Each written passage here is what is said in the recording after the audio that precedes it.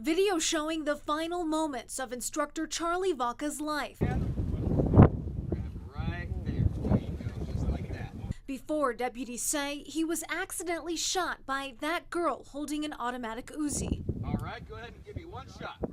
Soon after that, investigators tell us the 9-year-old's Uzi kicks back and a bullet is fired into Vaca. So like I said, it's like losing a brother. These aren't employees or associates of ours. These are family. We're all family. Sam Scarmardo operates Last Stop Arizona, the outdoor range in White Hills where it all happened Monday morning. Employees here tell Action News the little girl is from New York. She was only here on vacation and her parents were at the gun range when the shooting happened. Near the range is Rosie's Den, where they say Charlie used to visit. All the customers have been talking about it, and it's really been breaking a lot of people's hearts because a lot of us knew him down there. It's been a rough day. This news itself is, of course, devastating, but it also raised concerns among viewers that we brought to the range operator. How does a 9-year-old get an Uzi in her hands? Well, a 9-year-old gets an Uzi in her hand when they're within the criteria is 8 years old to shoot firearms. We instruct kids as young as 5 and 22 rifles, and they don't get to handle high firearms, but they're under the supervision of their parents and of our professional range masters. Residents in Warm Springs who say they're dealing with their 4th flood in the past 10 years believe the muddy river here is the problem, and they want the county or somebody to do something to clear the debris from the river bottom.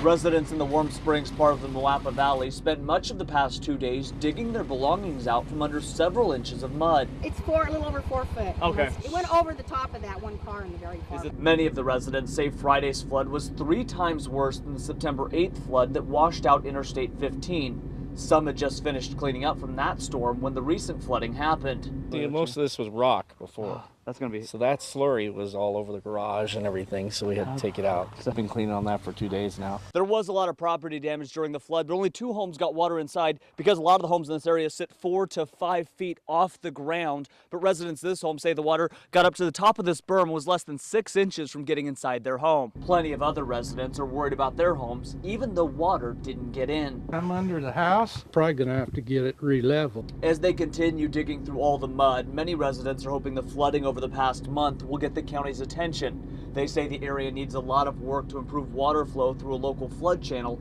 as well as the river that sits about a quarter mile from their homes. That muddy river's got to be cleaned out so it'll flow. It's probably only flowing about 30% of what it really should be able to. As they wait and hope for something to be done, the residents say they're going to be keeping a close eye on the skies because they know the ground won't hold much more water if another storm comes through. Reporting in the Moapa Valley, Brian Callahan, Channel 13 Action News. Everyone we talked to inside of this casino says Larry Reed never talks about his brother. They say he's a nice guy and kind of quiet. It's a very different type of person than what's detailed in this arrest report. An aggressive drunk who was cussing and swinging at state troopers. In the small town of Searchlight, several locals say Larry Reed is not the crazy drunk he's being portrayed as. I felt bad for him. I really did. Because he's not that kind of guy. But the 73-year-old brother of Senator Harry Reid is facing serious charges.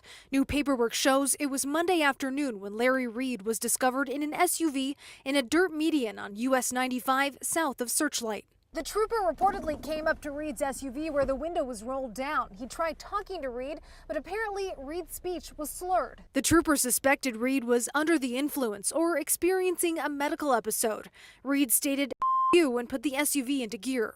At that point, the trooper tried reaching for the keys in the ignition, and then the trooper hopped his feet up onto the running board. Meanwhile, the trooper grabbed the steering wheel to keep the vehicle from entering the highway. Then the trooper reached across Reid to put the SUV into park. At that point in time, we're told the trooper was punched twice in the face by Reid. Documents show an EMT on scene detected an odor of alcohol coming from Reid. And when authorities searched the SUV, they found a 6-shot revolver behind the center console. The news of such a violent encounter comes as a shock to the men and women who know him. He's a very nice man, very soft-spoken. He's never caused any problem. And Action News has been told that the dash cam video of the arrest is not yet available to the public because it's part of an open investigation.